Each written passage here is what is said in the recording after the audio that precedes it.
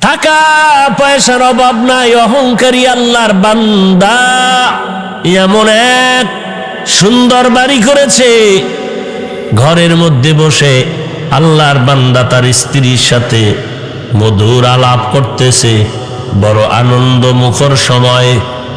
এমন মোহাব্বতের আওয়াজ, হঠাৎ করে বাড়ির দরওয়াজায় আওয়াজ শুনতেছে, কে যেন ডাক দিয়া কয়, আল্লাহ কারীম আমারে কিছু ভিক্ষা দাও।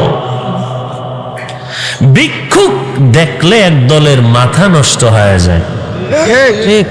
মেহমান যারা দেখতে পারে না, এরা জীবনে কেউ ভিক্ষা দেয়নি। অথচ মদিনার নবী বলেন, মেহমানকে তাড়াইয়া দিও না, মেহমানরে আদর করে আপ্যায়ন করো, কারণ মেহমান তোমার ভাগের টাকার খানা খায় না, মেহমানের কপালে আমি আল্লাহর দেওয়া বরাদ্দ করা খানা খায়। আল্লাহর বান্দার বাড়ি ভিক্ষুক এসে যখন ডাক দিল, ভিক্ষা দাও, আল্লাহর বান্দি বড় নামাজি, ভালো বাবার কন্যা সন্তান, স্বামীরে ডাক দিয়া কয়, স্বামী আমার একটু মেহেরবানি করে ভিক্ষুকের কিছু দিয়া দাও, এমন টাইমে আছে, পেটে ক্ষুধা আছে, পারলে খানাও খাওয়াও। স্বামীর মেজাজ গরম হয়ে গেল, কোনো গরিব আমার দরজায় এলাও নাই, তাড়াতাড়ি এরে বিদায় দাও, কোনো ভিক্ষা দেওয়া হবে না।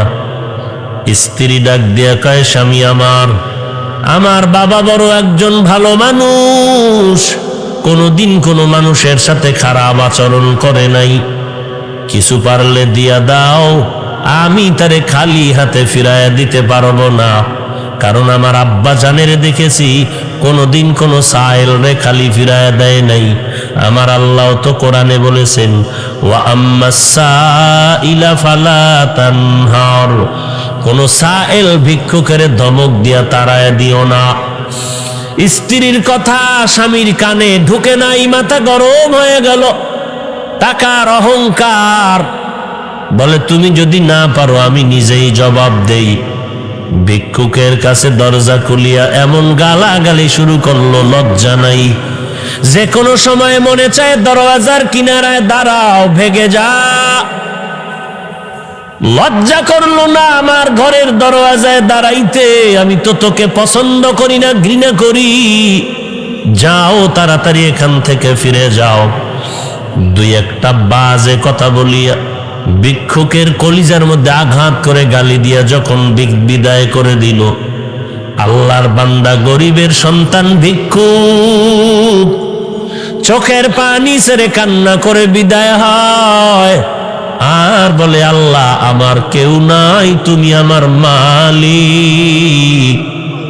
এই টাকাওয়ালা বান্দা আমাকে ধমক দিয়া কেন তাড়াইয়া দিয়েছে, আমারে গালি দিল কেন? যদি দিতে পারবো না বললেই তো আমি চলে যাইতাম, আমারে গালি দিল কেন? আমি সহ্য করতে পারি না। ও আল্লাহ, তোমার কুদরতের হাতে ফয়সালা চাই। সীমা লঙ্ঘন করলে আমার মাওলা আসমান থেকে ফয়সালা করে দেয়, আর আসমান থেকে যখন ফয়সালা হয় জমিনওয়ালারা ফিরাতে পারে না। আল্লাহর বান্দা ভিক্ষুকের ধমক দিয়ে তাড়ায় দিল, চোখের পানি ছেড়ে ভিক্ষুক বিদায়, আর কান্না করে, আল্লাহ ফয়সালা তোমার থেকে চাই। মাজলুমের দোয়া তো কখনো খালি ফেরত যায় না রে মুমিন। ওই মাজলুম দোয়া করেছে, আসমানে কবুল হয়ে গেল, সাথে সাথে গজব নেমে আসলো। এমন কিছু বিপদ চেপে আসে, বান্দা বুঝতেও পারে না যে তার উপরে বিপদ চলে। স্বামী আর স্ত্রীর মধ্যে মধুর আলাপের মাঝে লাগছে ঝগড়া।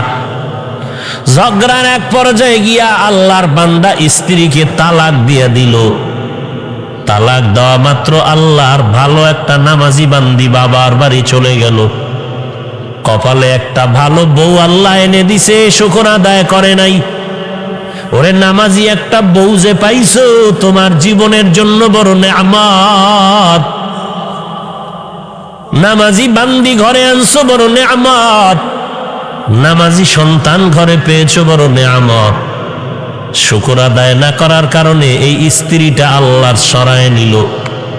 1 বছর পরে আল্লাহর বান্দির সাথে আর একটা বান্দার সাথে বিয়া হয়ে গেল। খেয়াল করেননি? এইবার আর একজন স্বামীর ঘরে যখন গেল, ওই আল্লাহর বান্দি ভালো একজন স্বামী পাইল, বড় নামাজি, বড় দিনদার, যদিও গরিব। ঘটনা আমি চাপায় নিলাম।